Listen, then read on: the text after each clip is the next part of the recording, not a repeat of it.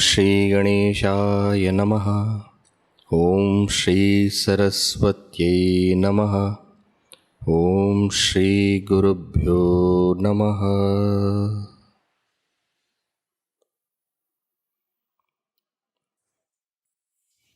See, in Vedanta, when we speak about the nature of the self, we use three words: Sat, Chit, Ananda. I'm sure all of you must have heard these words. By Sat we mean existence, and by Chit we mean consciousness, and by Ananda we indicate the bliss nature of the self. These are well known. Usually when we thus describe the nature of the self as Sat, Chit and Ananda, that we are existing is evident. And therefore we can comprehend, yes, I am of the nature of existence. No problem, no difficulty.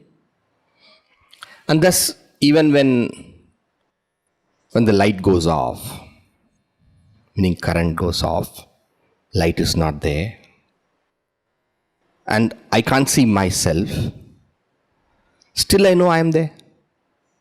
It's not like when the light is there, then I see an object and then I say the object is there and therefore it is there. But I have an inherent awareness of myself. And therefore, it is very easy to understand that the self is existing and existence, no issues about it. Also, when we think of the self being consciousness, there also we don't have any problem. Yeah, I'm conscious, I'm aware, I can see things. And if I know things, that means there is some consciousness within me, and then somebody touches me, I'm conscious. Therefore, that the self is of the nature of consciousness also, we don't have much trouble appreciating. But when they say that the self is of the nature of happiness, we think there's something missing. Yeah? Yeah, easy to say, I'm of the nature of happiness because the scriptures say and the gurus say, but that's not the way to go about studying Vedanta, right? The path of Vedanta is the root of conviction. Unless we are sure, we cannot be convinced. And unless we think carefully, we can't be sure. And thinking is something which is natural to us, even though thinking carefully is not so easy for us. So today, in these probably 20 minutes, 25 minutes, shall we think about how we are of the nature of happiness? Think, okay? Not that we have to experience that, but at least can we make an effort to analyze that? Do you think it's worth it, or should I change the topic? Okay, so let's try. So how do we go about this? That we become happy eating something or meeting somebody or going to sleep is a phenomenon that we all know. So let's take from that. Meaning what I'm saying is that we experience happiness, so let us inquire into how we become happy. Then probably we'll get some clue where happiness is. Because finally we want to find out where the source of happiness is, right? So let's start from there. So you think of something very easy. We can think meeting somebody or going somewhere or eating something. We become happy. Simple example. Let's take. So there are two things. I become only a statement. I become happy. Some example we should give. No? I become happy enjoying dash. Let's say something, and that could be. It could be a movie. It could be a eatable. It could be hearing some music. It could be so many things. So there's an object, and there is me, the subject. The subject and the object comes together, and then we experience happiness. That's all. So can we say, to start with, the meeting of the subject and the object creates happiness. It could create sorrow also, but now we are talking about happiness. Therefore, we look into that. So can we say that there are three things now: subject, object, result, happiness. Yeah? Is that okay? So subject meets object, and there arises happiness. So subject is there, object is there, they have met, happiness comes. Without the subject meeting the object, there is no happiness. So subject has met object, there is happiness. Now the question is, where did the happiness come from? There are only two things now. The object, the subject. Now, it is natural to think, before I met the object, I was not happy. Correct? It is only after I met the object I became happy. Therefore, happiness must be where? Object. It's normal, no? It's nothing. And actually, to become happy only I went to the object. So, happiness is the object. Logic, simple, clarified, full stop. So class over, we can get up and go. And you knew that before itself. So why did Swamiji, you come here? But it is not so easy. Because if that happiness was there in the object, then everybody should get that happiness there. Correct? What's your favorite color? We ask somebody. They say that my favorite color is beige. And I have no idea what is beige. I know only red, orange, yellow, pink. The person says beige. Okay, beige. Some person says, I like sky blue. I understand what sky blue you like. Some person says, I like peacock green. Then you give for that person who likes peacock green dress. The person becomes so happy. Swamiji gave me a gift of peacock green salwar kameez. Oh, I'm so happy, so happy. The other person, her friend is there, and her further friend likes beige, and I have no idea what's beige. Suppose I give that person that peacock color, that's the color which that person hates, then happiness comes there. It doesn't come, is it not? So if happiness was there in the object, that peacock blue or peacock green? Peacock green. Peacock green. I'm sorry. That peacock green dress should have given happiness to the other person also, if happiness was there in that peacock green color. Right? Just take simple example. You don't have to go so far. Do they give here tea or coffee? Both they give. ठीक है.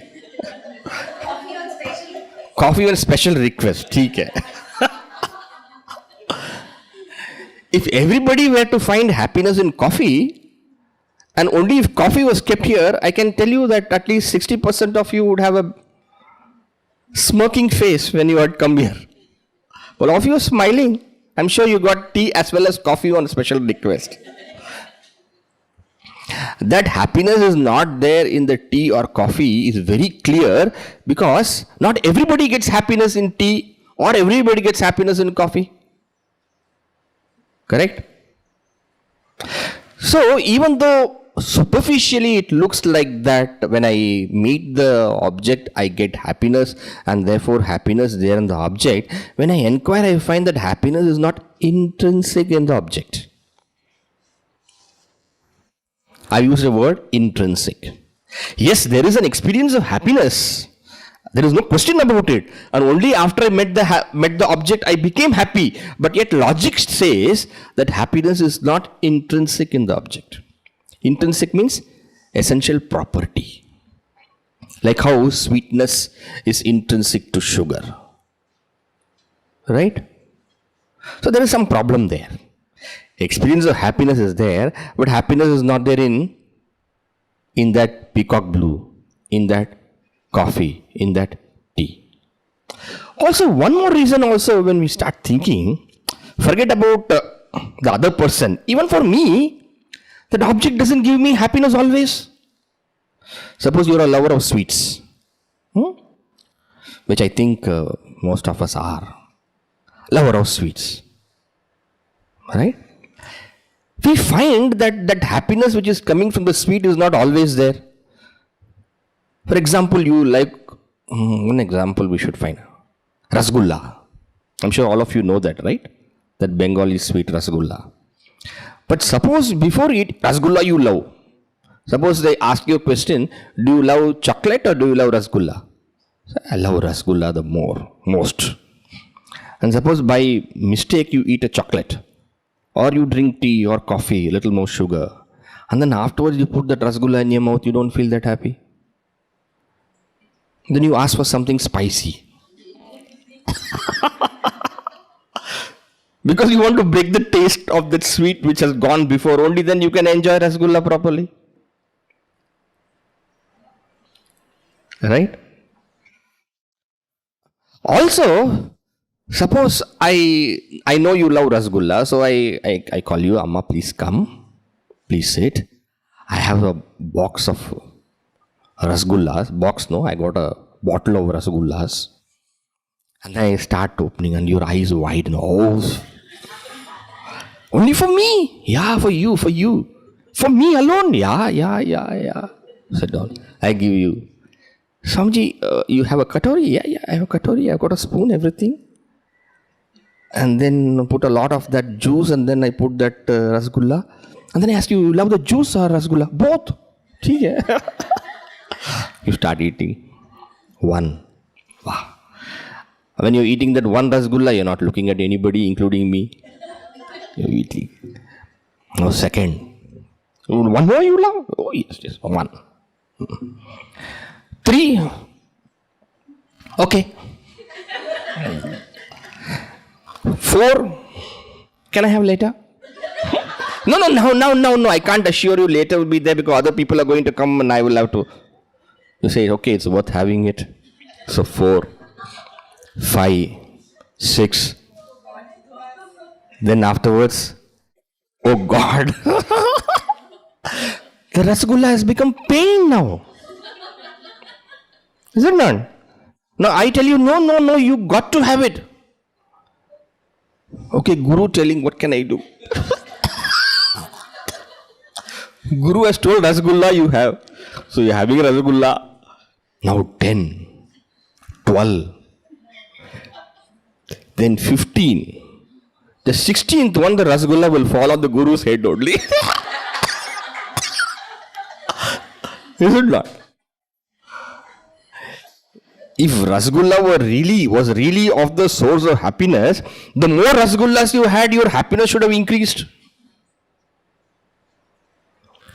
Yes, when I met rasgulla, I became happy. No doubt about it. But to say that rasgulla is of the nature of happiness, there is a problem.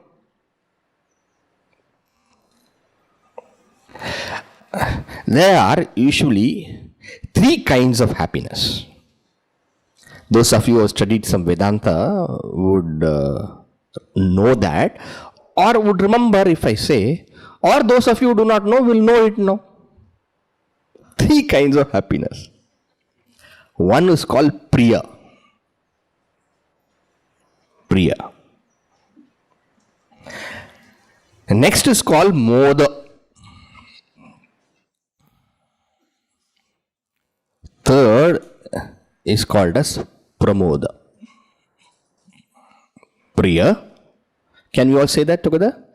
Priya, Moda, Pramoda. Not difficult, right? Now, they have some definitions, which I should also say.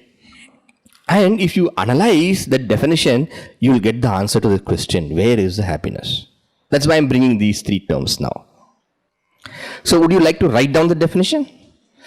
Should I say the definition in German? I can say that in either English or Sanskrit, but I will say it in Sanskrit and translate for you in English. It's a very simple thing. Priya is Ishta Darshana Janya.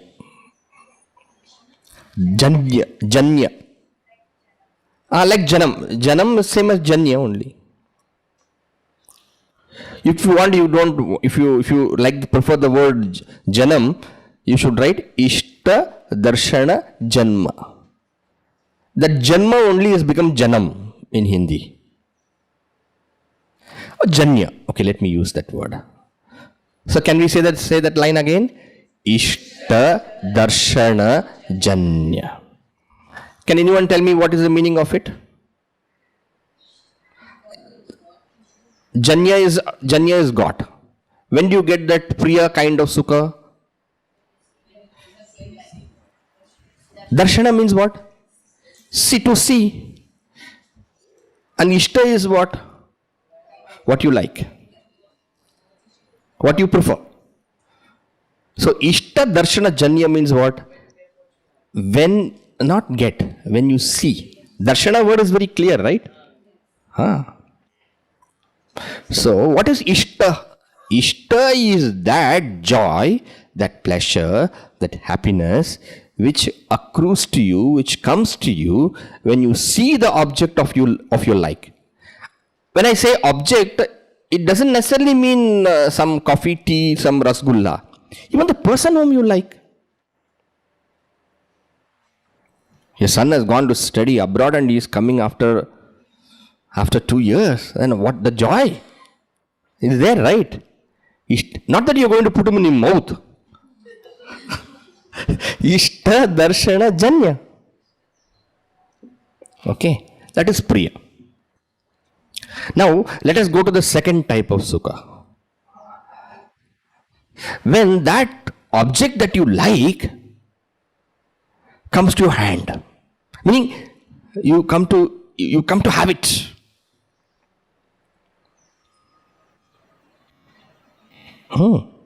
Then the joy is little more, correct? Joy is little more. So that rasgulla, which was there in that bottle in Swamiji's room, when it has fallen into a katori and that liquid is submerged or is submersing that rasgulla and the rasgulla is floating, does it float or does it go inside? Float, I think. Then that comes into your hand. Then the joy is a little more than when you saw it. The eye, you can see in the eyes also. The eye when it saw the rasgulla was wide, now wider.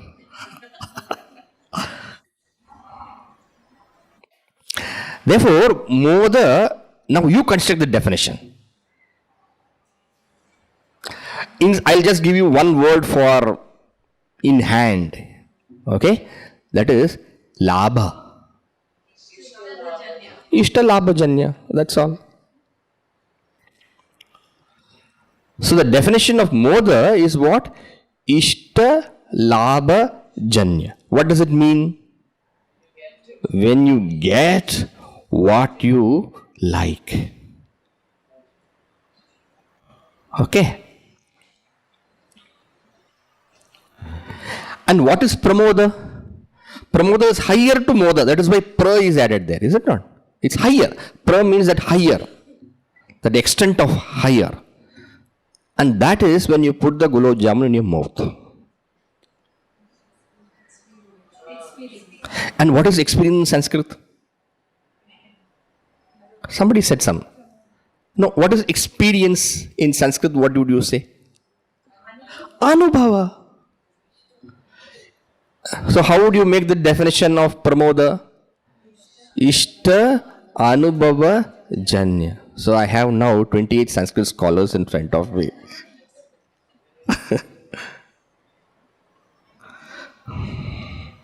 So you have now 3 experiences of joy in the order of their depth, or in the ascending order of their strength. Yeah. First is what? Priya, Moda, Pramoda. And what are the definitions? Ishta, Darshana, Janya, Ishta, Prapti, Labha, Janya, Ishta, Anubhava, Janya. So 3 kinds, in this you should put all kinds of your joy. All kinds of happiness that you have will come in one of these categories. Whether it's a relationship or whether it is an object, whatever it may be, all of them, all joys that you have in life are only these 3 types. We are analyzing where happiness comes from, and this happiness is of 3 types. Now you look at your definitions and you tell me, can you get a clue what causes happiness? Look at that definition.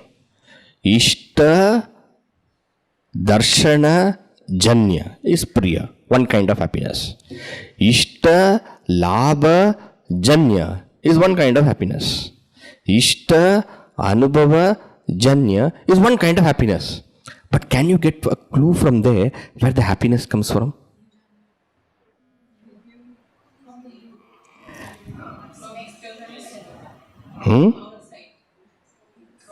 No, you see there's the word Ishta is there. Ishta means what? What you like. Therefore, in order to get happiness from the object, what is most important is that you should like it. Are you getting the movement of thought? First you thought happiness was there in the object. Now when you look at the definitions, it becomes very clear that happiness is not intrinsic to the object. Why? Because unless you like the object, happiness you will not get from that. Correct? So the prerequisite for happiness is your like. That is why we say happiness is a subjective phenomena.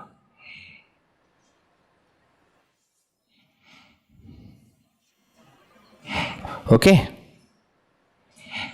Now, when I say happiness is a subjective phenomena, now happiness has moved from the object to yourself. So the cause for happiness is no more the object. The cause for happiness is you are investing your like for the object. And therefore, when the like becomes dislike, it happens, is it not? You like somebody, your friend, but then you come to know that this person keeps on speaking at the back of you and keeps on reviling you, keeps on creating issues for you, difficulties for you. Then so much of love that you have becomes so much of hate also. And then when it becomes hate, meeting the person becomes not source of joy, but source of sorrow. Therefore, happiness is a subjective phenomena. All right, when you say subjective phenomena, then again it is worth analyzing little more.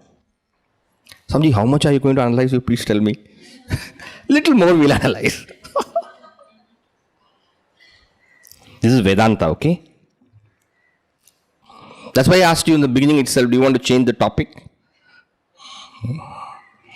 So, subjective phenomena means mind is involved. Like means mind is involved. So when I say like means mind is involved, then that means what? That mind is responsible for that happiness, which is clear, but then this gives a route, a path for us to little more investigate. How does coffee give happiness? Let's think about that. I love coffee. That's the first point. Otherwise, I cannot get happiness from the coffee, because the definitions show that Ishta is required there, that I must love, I must like is there. Yes, that is true. But how do I get happiness from coffee? If we can little analyze that, let's see if we can come to the source of happiness. How many of you like coffee here? Do you have a specific time you take coffee? Yeah? Bed coffee? No. Bad habit, Swamiji, bad habit. Okay. 4 o'clock, 5 o'clock? Oh, yeah, 4 o'clock coffee. Then you think how that coffee comes. Say working. Okay? In front of your computer, typing, looking at this typing, attending phone calls, all those things you are doing. In between getting up and doing other work also. 3:45. Coffee.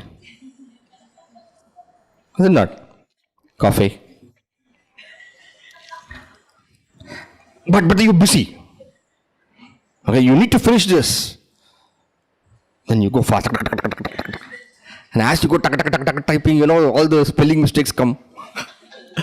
And then spell checker, coffee. Then coffee. It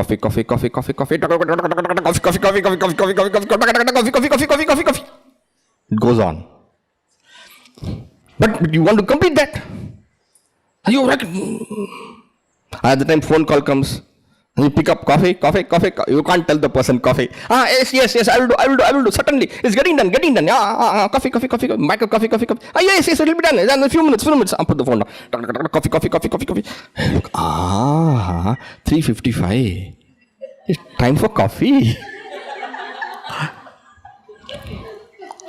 Still you continue, because the coffee has to come at 4 o'clock. Scenario is office. Home means how do you go? You just go, you make your coffee and you drink. But here is office, 4 o'clock they will bring. And then you keep on looking at the door coming on. Exactly 4 o'clock the person comes and the aroma. Wow. And then you've seen him. Ishta, Darshana, Janya. And the other person thinks you're looking at him and smiling. No.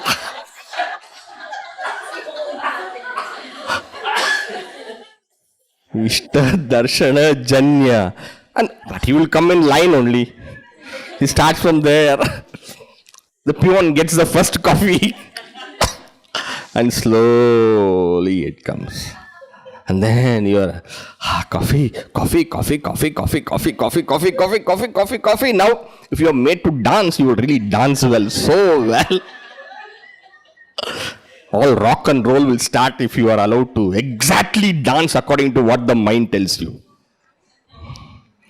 And then it comes to your hand. And what happens to that coffee? The moment you saw him, that coffee, little bit is in control. And then when it came into your hand, that coffee, little became quieter. And then when you allowed that Devamruta, the nectar of the gods,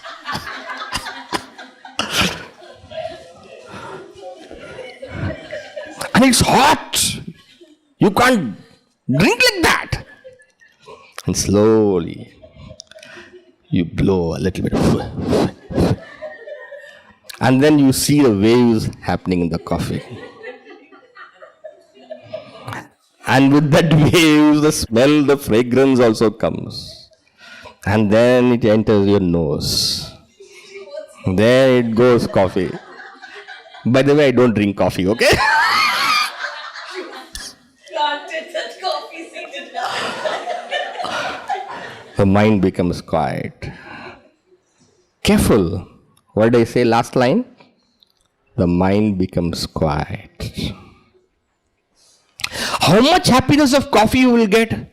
That same 4 o'clock coffee, suppose I give you at 3 o'clock, you won't become so happy. Why? You require so much of agitation to become happy, first of all. Did you see that? If you see your, okay, let me not say, if your husband sees you daily, he won't become happy. When now you go back, he'll be so happy. Yes or no? Joys also require separations.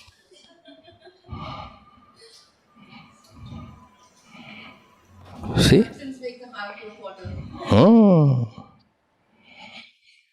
Therefore, the amount of happiness that you will get is directly proportional to the sorrow that you can generate or the agitation that you can create.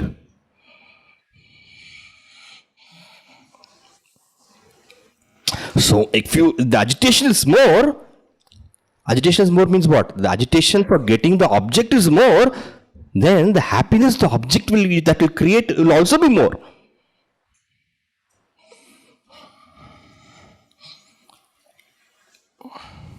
Yes. Happiness is a subjective phenomena. And the amount of happiness that an object can give you is directly proportional to the agitations it can generate in you prior. So what is happening when we get happiness from that object, Priya, Moda, Pramoda? So when that Pramoda happens, what happens? The agitation quietens down and the mind becomes still.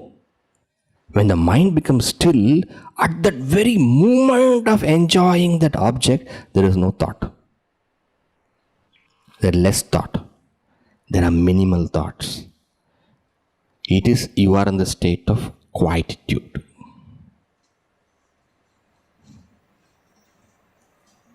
So, when the mind is not there, you are getting happiness. You said happiness is a subjective mental phenomena, is it not? Because Ishta is there. Because your like is there. And because there is like, it indicated that mind is involved. But at the moment of getting happiness, mind is not there. कहाँ से आ गया अभी happiness? First you thought it was the object. Then you thought it was the mind. But when you started actually getting happiness, mind is not there. Where is happiness coming from? It is not there in the object we already found out. Now mind is also not there.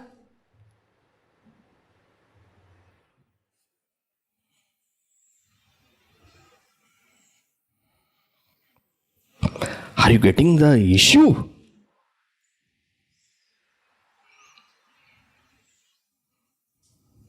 So happiness is not there in the mind also. And when the mind is not there, you are getting happiness. Happiness is not in the object. Happiness is not in the mind. So where is happiness coming from? You. Because you alone are left now.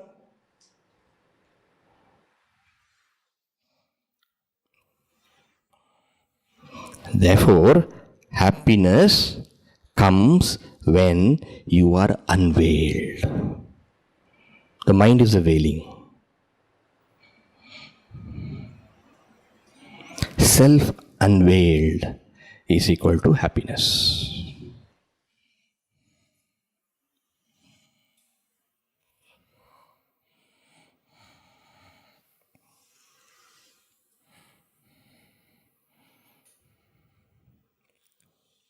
All right. So happiness is equal to what? Happiness is equal to self. When you are there, you become happy. Now you have to decide for yourself whether you want to create agitations and become happy. There are some people, they have some eczema or something like that. Not even eczema is required. A mosquito. Here there are one mosquito is there, one small mosquito is there. That is an interesting mosquito. It's not a big mosquito. What is so interesting, Swami? It's a big mosquito, small mosquito. The small mosquito is interesting because when it bites you, you won't know. So, after it bites you, it will leave a little, well, it's little, the reddish kind of thing. And you itch that, you will feel very happy.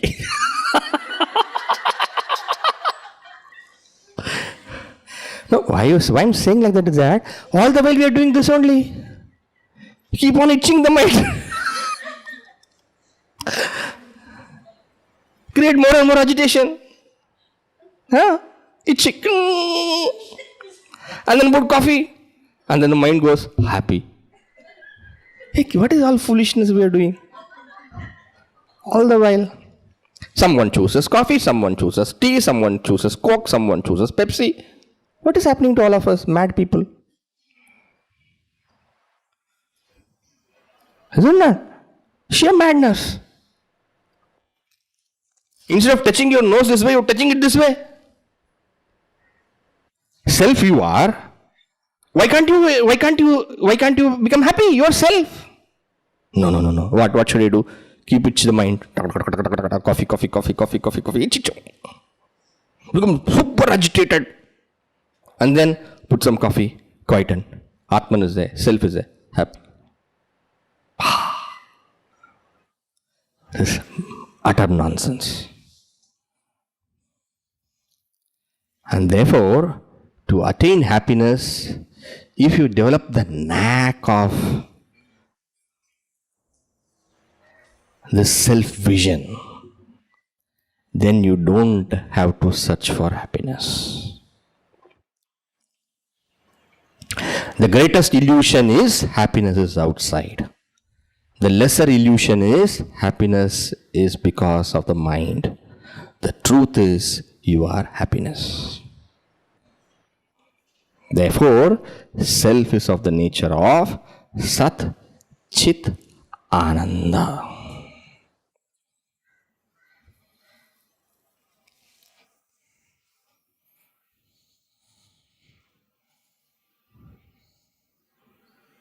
Clear?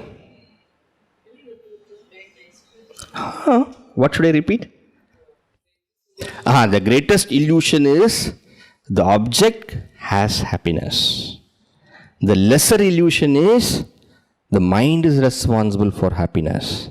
The truth is the self is happiness. So happiness is equal to self unveiled. Don't forget it. I'm not saying don't get happiness from object. Don't imagine happiness is outside. And please understand, every time the object gives happiness, you have irritated yourself sufficiently to get happiness. Is it worth it? An eczema, you keep on scratching, it will get infected. Poor body, poor mind, why do you trouble it? Keep on agitating it to become happy. Is it the right thing to do to the mind? It's an instrument that you have. You must use it so profitably. The search for happiness is an eczema of the mind. Is an eczema of the mind.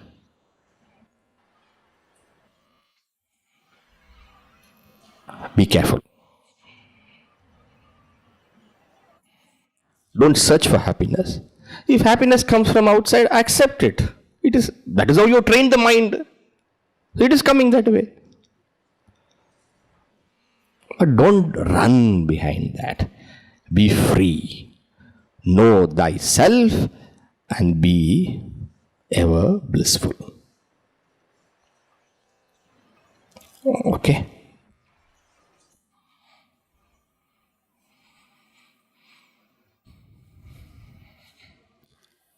That's sufficient for the day. Thank you. I am thankful to all of you also. Because of you, I could think on this topic. So, what is the takeaway from today's session?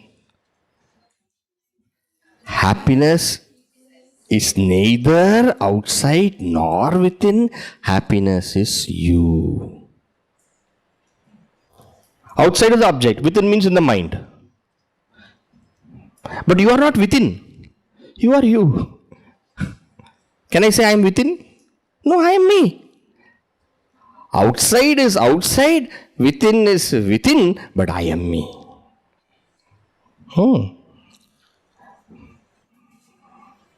I am me. I am not within me. Mind is within me, yes. Mind is within me, but I am me. ठीक है.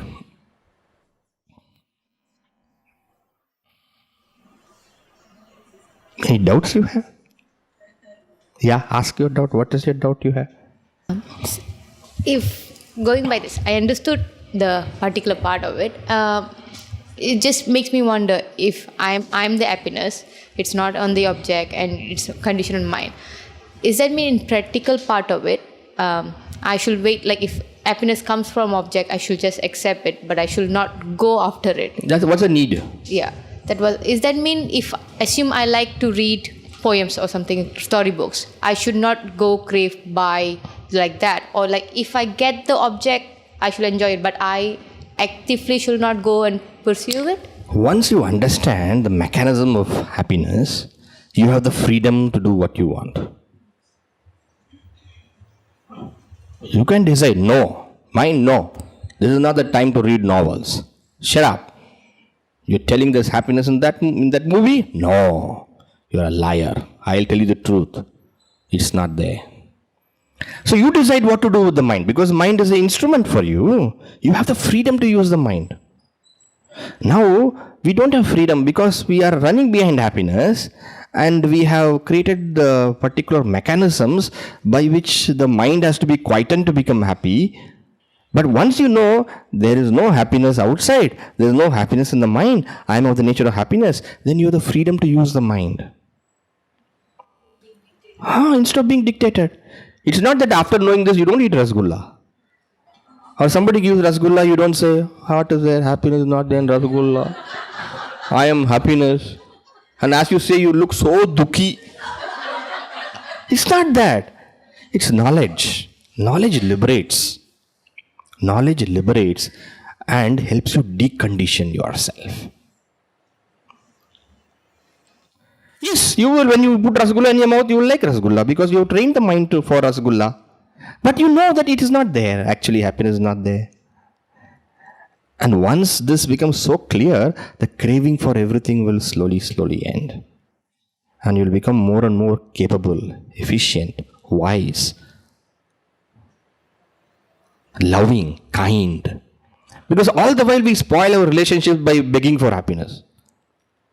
Is it not? Then you become a giver of happiness. Once you become a beggar, once you stop being a beggar of happiness, you become a giver of happiness.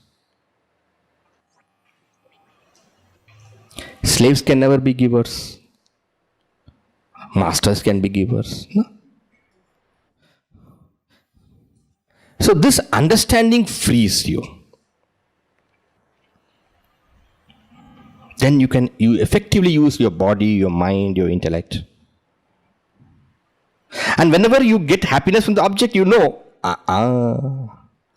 what happened really? Mind became quiet and I was left to myself. I became happy. Not I became happy, I am happy. During the experience of happiness, it is not I became happy. I am happiness. But afterwards, when you interpret it, you say I became happy. Because mind has come back.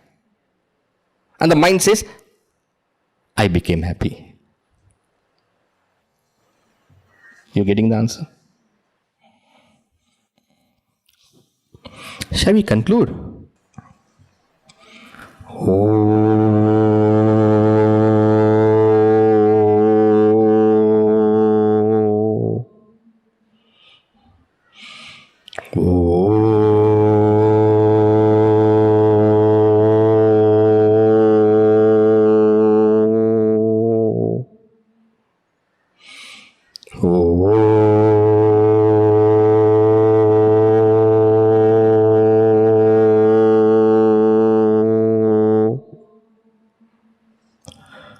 Purnamadah Purnamidam Purnat Purnamudachyate Purnasya Purnamadaya Purnamevavashishyate. Om Shanti Shanti Shanti. Hari Om Shri Gurubhyo Namaha. Hari Om.